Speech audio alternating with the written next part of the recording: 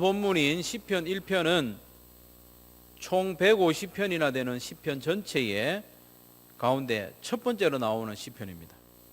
전체의 서론이라고 볼 수 있습니다.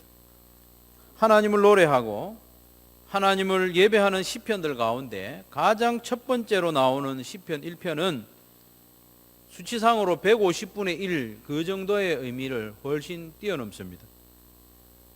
시편 전체를 대표하고 서론하는 1편은 강력한 교훈을 담고 있습니다.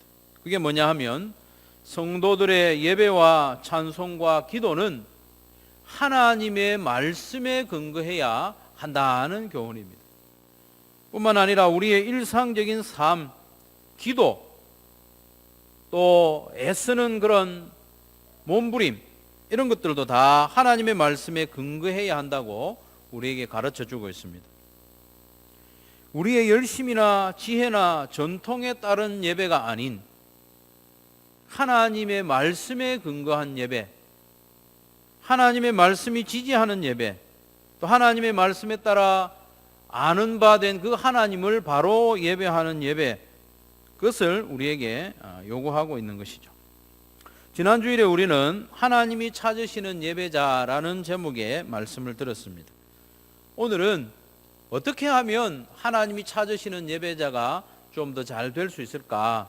시편 1편 말씀을 중심으로 생각해 보겠습니다. 근데 기억을 하고 계실는지 모르겠습니다. 지난 주일에 하나님은 어떤 예배자를 찾으신다고 했습니까? 세 가지를 말씀드렸는데, 첫 번째로는 하나님을 아는 예배자, 하나님을 알아야 예배하죠.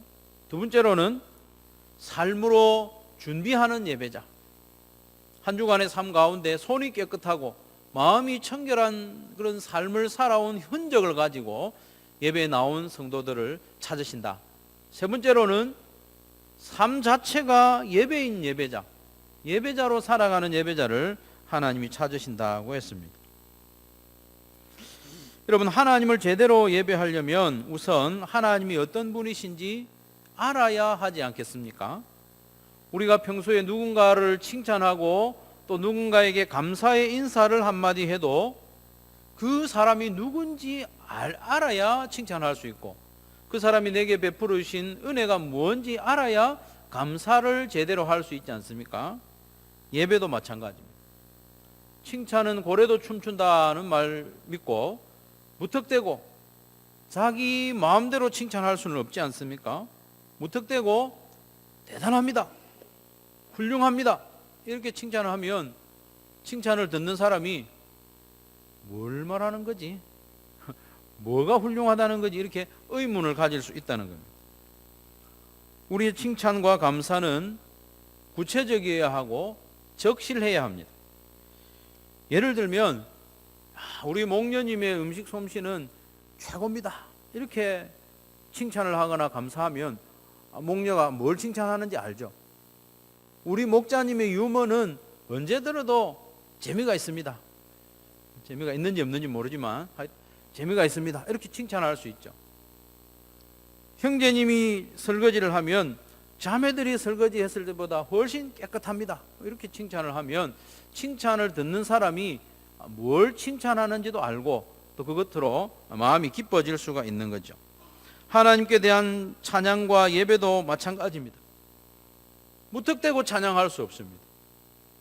무턱대고 예배할 수 없습니다.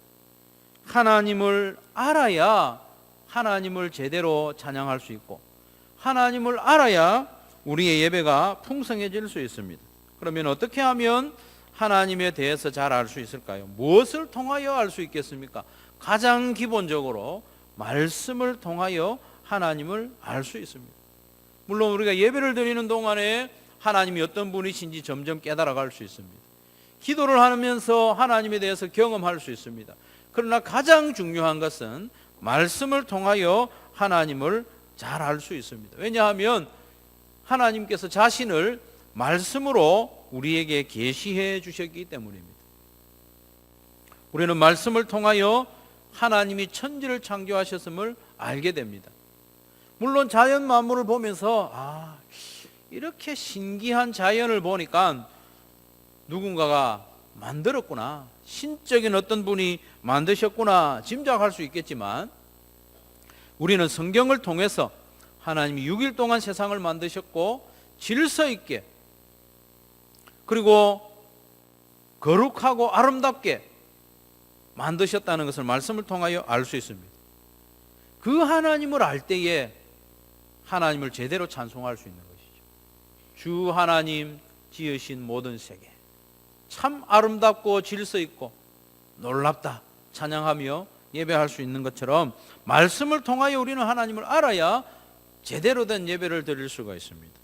하나님이 세상을 만드실 때, 특별히 사람을 만드실 때 남자와 여자를 만드시고, 그리고 이 사람들을 하나님의 형상대로 지으셨기 때문에 사람이라는 존재는 하나님을 찾는 존재다, 하나님을 예배하도록 만들어진 존재다는 것을 우리가 말씀을 통하여 알 때에 하나님을 더 깊이 예배할 수가 있는 것입니다.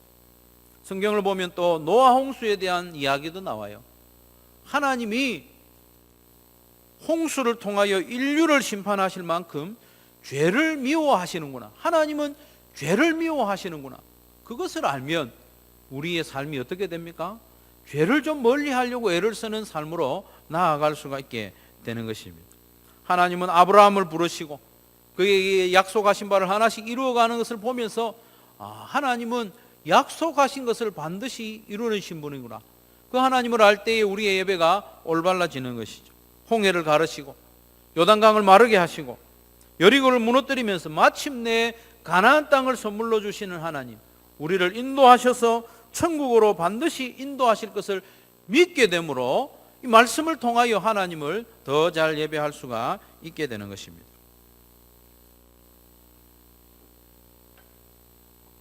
무엇보다도 성경을 통하여서 아들 되신 예수님을 이 땅에 사람으로 보내시고 그 예수님을 십자가에 못 박으심은 우리의 죄를 대신 지게 하셨다는 하나님의 사랑과 은혜임을 알게 될 때에 우리는 하나님을 제대로 예배할 수가 있습니다. 특별히 이 모든 성경이 예수님을 이 땅에 보내주시는 그 과정, 약속을 이루어가는 과정임을 알게 될 때에 우리는 하나님을 온전히 신뢰하고 예배할 수가 있게 되는 것입니다. 이처럼 하나님이 행하신 일들과 우리를 향하신 하나님의 크신 사랑과 은혜를 성경을 통해서 알게 될 때에 우리는 온전한 예배자가 될 수 있는 것입니다. 그렇기 때문에 성경을 통하여 하나님을 점점 알아가는 그 성도가 하나님이 찾으시는 예배자, 하나님을 알아가는 예배자로 합당하다는 것입니다. 시편 150편 가운데 이 첫 번째 시편에서 하나님이 이 말씀이 중요함을 우리에게 가르쳐 주시고 예배자로 준비되는데 말씀을 붙잡아야 함을 우리에게 교훈하여 주고 있는 것입니다. 두 번째로 지난 주일 말씀에서 하나님이 찾으시는 예배자는 삶으로 준비하는 예배자라고 했습니다. 그 삶에서 손이 깨끗하고 마음이 청결하여서 허탄한 데 마음을 두지 아니하고 거짓 맹세하지 않는 그런 예배자를 찾으신다고 했습니다. 그러면 그렇게 손이 깨끗하고 마음이 청결한 예배자로 우리가 어떻게 준비될 수 있느냐? 그 또한 말씀과 연관이 되어 있습니다. 오늘 본문 1절과 2절을 같이 한번 읽겠습니다. 1절 2절입니다. 시작.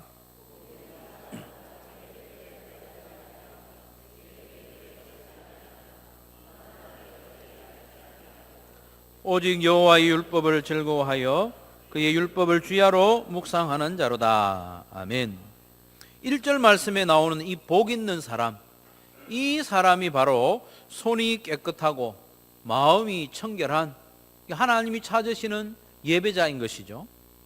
1절에 보면 평행법이라는 것이 나옵니다. 평행법이라는 것은 비슷한 내용을 평행적으로 이렇게 놓으면서 강조하는 거죠. 평행법도 나오고 또 점층법적인 내용도 나옵니다. 악인의 꾀를 따르지 아니하며 죄인들의 길에 서지 아니하며 오만한 자들의 자리에 앉지 아니하며, 이게 평행법이면서도 좀 더 강조되는 그런 점층법적인 요소가 있습니다. 악인들의 꾀를 따르지 않는다는 것은 악한 자들의 충고나 꼬임에 넘어가지 않는다는 거예요. 죄인들의 길에 서지 않는다는 것은 이 악한 죄의 길에 서 있는 거예요. 머물러 있는 거예요. 처음에는 좀 마음이 좀 꼬임을 받았다가 이제는 그 죄의 길에 서 있는 거예요. 이 길이라는 것은 태도를 말하거든요. 악한 태도로 살아가는 걸 말합니다. 깊어진 거죠. 그 다음에 오만한 자들의 자리에 앉지 않는다고 했는데, 여기서 앉는다고 하는 것은 그냥 자리에 앉는 그 정도의 의미가 아니고 거주한다는 말이에요. 악한 자리에 앉아서 살아간다는 겁니다. 특별히 이 자리라고 앉는다고 하는 말은 재판자로서 앉는다는 말이에요. 재판자. 재판하시는 분은 하나님이신데 마치 자기가 재판자가 된 것처럼 그 자리에 앉아서 사람들을 판단하고 재판한다는 겁니다. 특별히 앞에 나오는 오만한 자라고 하는 이 오만한이라는 뜻은 다른 사람을 우습게 여긴다는 거예요. 오만한 자리. 그리고 다른 사람을 판단하고 재판한다는 말이에요. 다시 말해서 이 오만한 자의 자리에 앉는다는 것은 마치 자기가 재판장이라도 된 것처럼, 하나님이 재판장이신데 그 하나님의 자리를 차지하고 앉아 있는 것을 말합니다. 죄의 결국은 이쪽으로 향하는 것이죠. 자기가 하나님 노릇하려고 하는. 하지만 복 있는 사람은 이렇게 되지 않는다는 겁니다.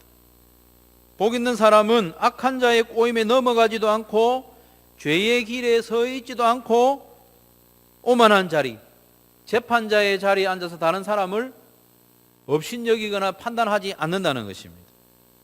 이것이 바로 손이 깨끗하고 마음이 청결한 자의 삶을 드러내는데, 그 비결이 어떻게 되느냐? 그 비결을 2절에서 말씀하고 있습니다. 2절 말씀해 보면 오직 여호와의 율법을 즐거워하여 그의 율법을 주야로 묵상하는 자로다 라고 했습니다.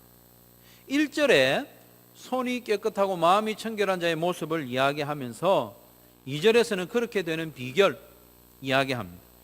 재밌게도 지난주에 살펴본 시편 24편에서도요 2절 시작하면서 접속사 하나가 생략돼서 번역이 됐다고 그랬죠. 키라고 하는 히브리어 접속사. 왜냐하면 이 세상의 모든 것이 하나님의 것이다. 왜냐하면 하나님이 만드셨기 때문에 그렇게 말씀을 드렸는데, 재밌게도 오늘 본문 2절에서도요 키라고 하는 히브리어 접속사가 번역할 때 조금 의미상 생략이 되었습니다.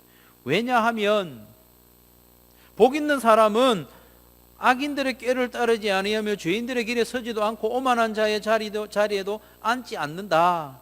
왜냐하면 그 사람은 여호와의 율법을 즐거워하여 그 율법을 주야로 묵상했기 때문이다. 그렇게 설명이 가는 겁니다. 다시 말해서 손이 깨끗하고 마음이 청결한 예배자로 준비되는 비결이 뭐냐? 그것은 하나님의 말씀을 즐거워하고 그 말씀을 가까이 하고 주야로 묵상하면 그렇게 살 수 있다는 말씀입니다. 성도 여러분, 하나님이 찾으시는 예배자, 한 주간의 삶에서 손으로 악을 행하지 아니하고 그 마음을 허탄한 데 빼앗기지 않는 한 주간의 삶을 살 수 있는 비결이 어디에 있습니까? 그것은 하나님의 말씀에 있음을 믿으시기를 바랍니다. 하나님의 말씀을 가까이 할 때에 악인들의 꾀임과 유혹을 멀리 할 수 있습니다. 말씀을 가까이 하지 않으면 우리는 너나 할 것 없이 죄의 길로 달려가게 됩니다. 하나님께서 성도인 우리에게 이 말씀을 주신 목적이 무엇입니까? 그것은 죄의 길로 가지 말고 의의 길로 행하라는 뜻으로 우리에게 주신 것이죠. 하나님의 말씀은 우리의 발 앞을 비추어주는 등불과도 같습니다. 하나님의 말씀은 우리의 앞길을 쫙 비춰주는 전조등과 같습니다.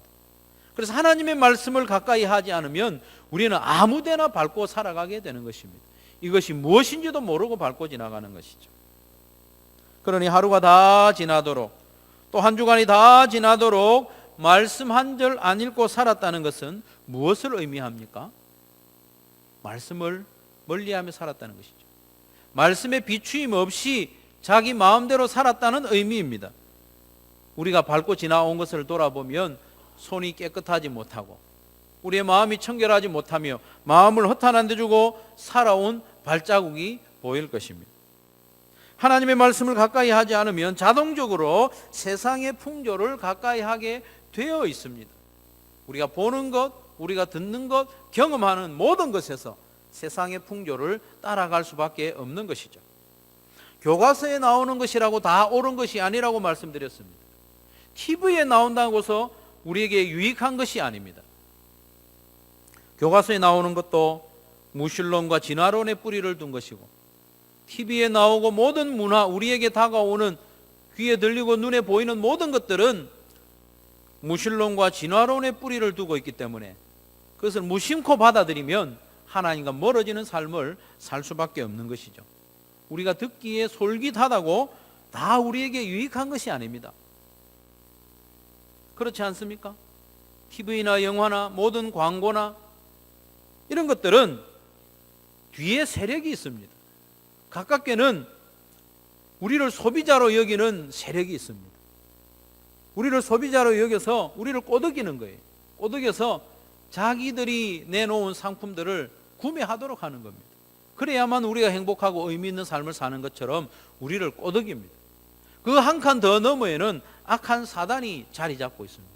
우리로 하여금 무신론적인 세계관을 가지고 살아가도록 하는 겁니다.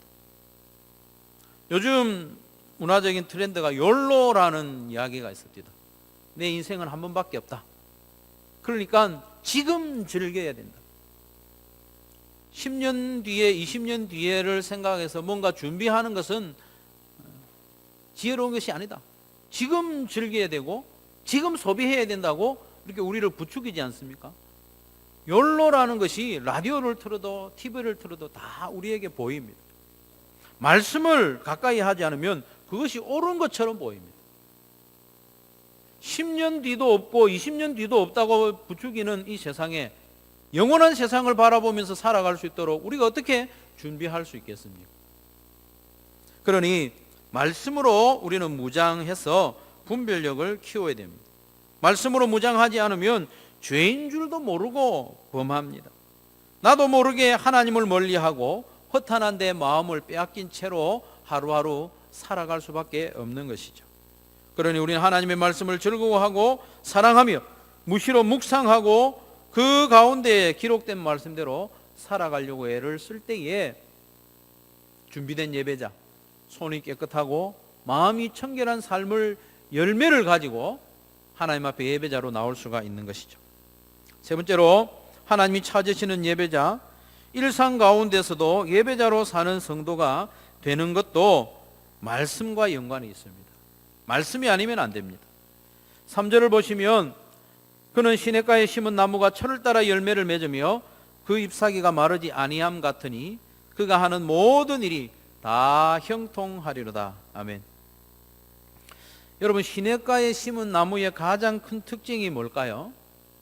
시냇가에 심겼으니까 수분을 공급받는다는 겁니다. 여간한 가뭄에도 수분을 공급받는 거예요. 그래서 말라 시들지 않습니다. 철을 따라 열매를 맺으며 잎사귀조차도 마르지 않는다고 했습니다. 열매가 있고 그 삶이 풍요롭다는 것입니다. 2절과 연관하면 나무가 수분을 공급받는 것은 이 복된 성도가 말씀을 계속 공급받는 것과 같은 의미입니다. 그래서 나무가 열매를 맺듯이 복된 성도, 말씀을 공급받는 성도는 열매를 맺습니다. 그 열매라는 것은 삶에서 그 말씀이 이루어지는, 말씀에 순종하는, 말씀대로 살아가는 열매가 하나님의 말씀을 사랑하는 자의 삶에서 열매로 맺힌다는 것입니다. 하나님의 말씀을 날마다 묵상하는 것은 성경을 읽는 그 이상의 의미가 있습니다. 말씀하시는 하나님을 날마다 만나고 그 하나님과 동행하는 것입니다. 그렇게 하면 시냇가에 심은 나무가 철을 따라 열매를 맺는 것처럼 매일 하나님의 말씀을 통하여 하나님을 만나는 그 성도는 말씀의 열매를 맺는다는 것입니다. 여러분, 하나님을 만나는 것이 예배라고 했습니다. 우리가 어떻게 하나님을 만날 수 있습니까? 말씀을 읽고 묵상하면서 하나님을 만날 수 있습니다. 말씀을 읽고 묵상하는 그 자체가 예배입니다.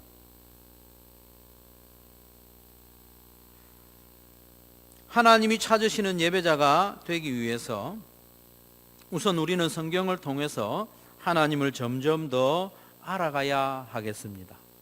하나님을 요만큼 아는 성도하고 하나님을 이만큼 아는 성도의 예배는 다릅니다. 나는 예수님이 나의 죄를 대신 지고 십자가에 죽어주셨다, 그것만 붙잡고 예배하는 성도하고, 하나님이 나를 구원하기 위해서 역사적으로 행하신 일들을 더 많이 아는 성도의 예배는 다른 것이죠. 다른 것이죠. 더 풍성하고 더 견고합니다. 우리는 성경을 통해서 하나님을 점점 더 알아갑시다. 그리고 우리는 매일 말씀을 읽고 묵상함으로써 우리의 손이 깨끗한 삶, 우리 하루하루의 삶에서 내 마음이 허탄한 데에 가지 아니하고 하나님께로 집중하여 살아가는 그런 삶을 살아가기를 바랍니다. 우리는 하나님의 말씀을 통하여 죄를 멀리하는 그런 삶을 넘어서서 하나님의 말씀의 열매가 우리 삶에서 맺히는 그런 삶을 살아가야 하겠습니다. 그럴 때에 하나님은 우리의 길과 삶을 인정하신다고 했습니다. 오늘 말씀에서 기록하기를 무릇 의인들의 길은 여호와께서 인정하신다. 우리의 걸어가는 길, 우리의 삶을 하나님께서 인정해 주시고 예배로 받아주신다는 뜻입니다. 하나님이 찾으시는 예배자가 되는 길은 말씀에 있습니다. 하나님께서 인정하시는 복된 인생은 말씀을 즐거워하며 그 말씀을 주야로 묵상하며 어떻게 하든지 그 말씀을 마음에 품고 그 말씀에 순종하여 살려고 애를 쓸 때에 하나님 그것을 예배로 받아주신다는 겁니다. 그런데 문제는 항상 실행 여부에 있습니다. 실행 여부에 있습니다. 부뚜막에 소금도 넣어야 짭니다. 부뚜막에 소금이 아무리 자루째 있어도 그것을 음식에 넣지 않으면 그 음식이 맛을 내지 못합니다.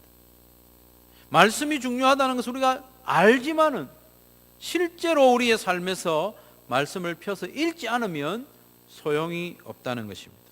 시편 1편은 유명한 말씀입니다. 이 말씀 처음 보는 분은 거의 없을 것이고 이 말씀을 암송하는 분들도 꽤 많이 있을 겁니다. 그러나 이 말씀을 암송하는 것과 실제로 여호와의 율법을 즐거워하여 그 율법을 주야로 묵상하는 삶을 사는 것과 동일하지는 않습니다. 성도 여러분, 하나님이 찾으시는 예배자가 되는 비결, 실제로 우리의 삶에서 보람이 있고 열매가 있는 예배자로 살아가는 비결, 그것이 바로 하나님의 말씀에 있음을 꼭 기억하시기를 바랍니다. 그래서 우리는 우선 하나님의 말씀을 매일 규칙적으로 읽는 연습을 해야 하겠습니다. 읽는 연습이라도 해야 하지 않겠습니까? 지난 한 주간의 삶을 한번 돌아봅시다. 나는 언제 성경을 펴서 읽고 묵상했었는가? 우리 가운데 어떤 성도는 하루도 한 번도 성경을 펴보지 않다가 예배 자리에 나온 분들도 있을 겁니다. 그렇다면 매일 성경을 펴서 읽는 연습을 해야 합니다. 말씀을 대하는 우리의 태도에서 한 단계 높은 결심을 하시기 바랍니다. 실행을 할 수 있도록 실행할 수 있는 결심을 하십시오. 히브리서 4장 12절 말씀에 보면 하나님의 말씀은 살아있고 활력이 있어 좌우의 날선 어떤 것보다도 예리하여 혼과 영과 및 관절과 골수를 찔러 쪼개기까지 하며 또 마음의 생각과 뜻을 판단한다고 했습니다. 우리가 하나님의 말씀을 읽을 때에 그날 그 말씀대로 온전히 살아내지는 못할지라도 매일 규칙적으로 하나님의 말씀을 읽는 것 자체가 놀라운 일이고 엄청난 일입니다. 그러니 말씀을 읽어야 합니다. 하나님의 말씀은 살아있고 능력이 있습니다. 우리가 단 몇 절이라도 찬찬히 하나님의 말씀을 읽는다면 우리가 그 말씀을 읽는 것이 아니고 그 말씀이 우리를 읽습니다. 우리의 삶을 읽고 우리에게 말씀하십니다. 그래서 이 말씀이 우리의 삶을 다스리고 변화시켜 나갈 것입니다. 하나님의 말씀은 능력이 있기 때문입니다. 하나님의 말씀을 매일 스스로 읽는 것만으로도 참으로 놀라운 일입니다. 여러분 결단하십시오.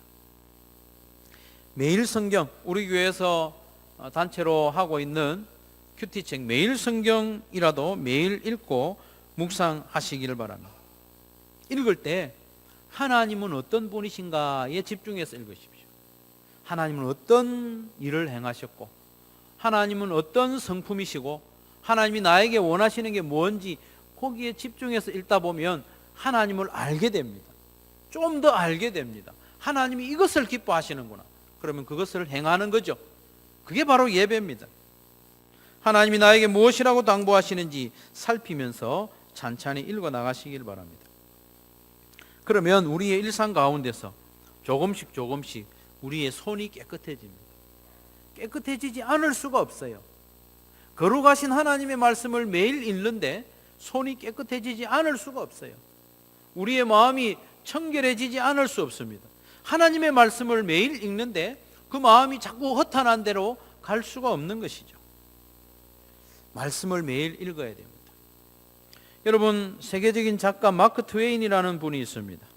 이분은 톰 소여의 모험, 허클베리 핀의 모험, 이분은 모험을 아주 좋아했던 분인 것 같고 유머도 아주 풍부한 분인 것 같아요. 이분이 명언을 남겼는데 이런 말을 했어요. 변화의 비밀은 한 번에 한 걸음씩이라는 것이다. 여러분 멋지지 않습니까? 주중에 저희 아내가 이 명언을 저에게 문자로 보내줬는데 너무나도 멋지더라고요. 멋지지 않습니까, 여러분? 변화의 비밀은 한 번에 한 걸음씩이라는 것이다. 우리가 변화를 한꺼번에 다 하려고 하면 할 수 없습니다. 낙심합니다. 절망합니다. 그러나 변화를 한 번에 한 걸음씩 하라고 하니까 소망이 생기지 않습니까? 소망이. 하나님께서도 우리에게 그것을 원하십니다. 너 오늘 시편 1편 들었지? 너 오늘부터 주야로 말씀을 묵상해야 돼. 이렇게 하지 않습니다. 한 걸음씩. 우리 한 걸음씩 변화되도록 기대하시는 것이죠. 우리는 하루아침에 하나님이 찾으시는 온전한 예배자로 변화되지 못합니다. 하지만 한 번에 한 걸음씩은 변화될 수 있습니다. 하루하루, 한 주 우리 조금씩 변화될 수 있습니다. 그런데 우리의 모습이 늘 그대로인 것은 한 번에 하나씩 하려고 하지 않고 한꺼번에 하려고 하다가 주저앉는 것이죠. 중요한 것은 첫 번째 걸음을 떼는 것입니다. 그리고 반복하고 지속하는 것입니다. 혹시 일주일이 지나도록 성경을 펴지 않는 생활을 해온 분이 있다면 오늘 결심하십시오. 10분을 정하십시오. 하루에 10분. 하루에 10분은 첫 걸음으로서 그리 많은 분량이 아닙니다. 하루 10분을 정하시고 특별히 아침에 10분을 정하셔서 하나님의 말씀을 읽으십시오. 매일 성경을 가지신 분이라면 매일 성경을 읽으십시오. 이해가 되지 않아도 좋습니다. 그냥 읽기만이라도 하십시오. 매일 10분씩 성경을 읽기만 해도 놀라운 변화가 일어나게 되어 있습니다. 왜냐하면 성경은 하나님의 말씀이기 때문에, 능력 있는 말씀이기 때문에 10분씩 성경을 읽으면 분명히 변화가 일어납니다. 매일 성경을 읽으셔도 좋고요, 잠언을 매일 한 장씩 두 장씩 읽으셔도 좋습니다. 창세기부터 한 장씩 두 장씩 읽으셔도 좋습니다. 어떻게 하든지 여러분 하루에 10분, 평소 한 20-30분 읽던 분이 10분으로 내려오지는 마시고 하루에 10분씩이라도 읽으십시오. 20분, 30분 성경 읽으신 분들은 더 깊이 묵상하시고 그 안에서 삶에 적용할 것을 찾아내어서 적용하려고 몸부림치십시오. 성경 어디라도 10분씩 읽는다면 하나님께서 우리에게 말씀하십니다. 그래서 하나님이 어떤 분이신지 조금씩 깨닫게 됩니다. 그날 읽은 말씀이 다 이해되지는 않아도 한 구절이라도 마음에 남는 것이 있을 겁니다. 그러면 그 말씀 붙잡고 하루를 사는 거예요. 하나님 이게 무슨 뜻입니까? 어떻게 하는 것이 이 말씀을 실천하는 것입니까? 아침 저녁으로 한 번씩 물어가면서 사는 거죠. 그러면 변화됩니다, 여러분. 매일 10분씩 성경을 읽고 다음 주 이 예배 자리에 나와 보십시오. 감격이 다릅니다. 하나님을 더 깊이 알게 되었기 때문에. 손이 깨끗한 삶, 마음이 청결한 삶을 살려고 조금이라도 몸부림친 그 흔적과 열매, 그게 바로 예물입니다. 그 예물을 가지고 예배에 나오면 은혜가 다른 것이죠. 그렇게 우리는 말씀을 읽는 시간이 즐거워지고 늘어날 겁니다. 처음에는 10분만 해도 또 궁금한 겁니다. 하나님은 알면 알수록 더 궁금해집니다. 10분, 20분, 30분, 1시간도 좋습니다. 그렇게 늘어가는 거죠. 하나님을 더 알게 되는 것이고 하나님의 뜻을 알아 삶에서부터 준비된 그런 예배자로 준비되는 것입니다. 사랑하는 성도 여러분, 매일매일 성경을 읽음으로 하나님을 더 좀 잘 알고 예배하는 예배자가 되시기를 바랍니다. 무턱대고 예배하는 것이 아니고 하나님, 당신은 이런 분이시네요. 하나님 찬양합니다. 영광 돌립니다. 제대로 된 예배.